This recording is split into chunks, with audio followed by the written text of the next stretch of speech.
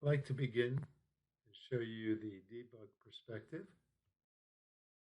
In my code, I'm going to set up what's called a breakpoint.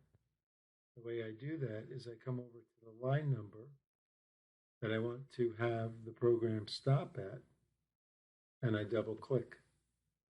Notice a blue sphere shows up. Now, I right click in my code, debug as debug configurations. Notice that it is the right program. The arguments have been set, and I click debug. It brings up the debug perspective, which I can say yes. And notice that I am waiting for that method to execute, or that line of code to execute, because I am at a breakpoint. I am stopped. The top right shows me my variables view.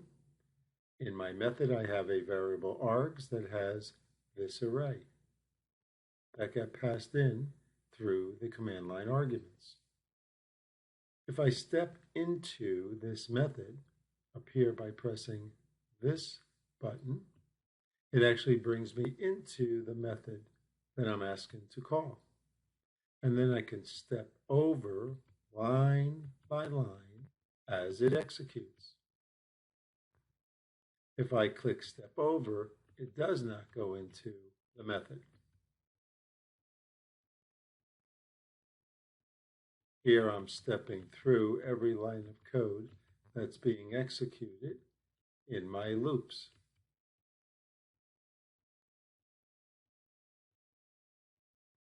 I'm going to step into, to show you that one more time, the print static method by clicking the step into. I'm in the print static method, and I can step over.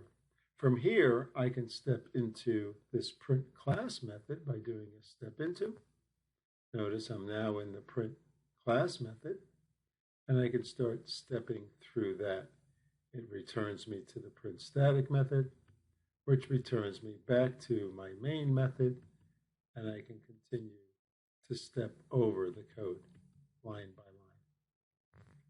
When I'm all through, you'll notice that there's no more source. I've exited the main method. I can click stop or the red button, right click on my terminated process, remove all terminated, come up to my debug perspective icon up here, right click and close.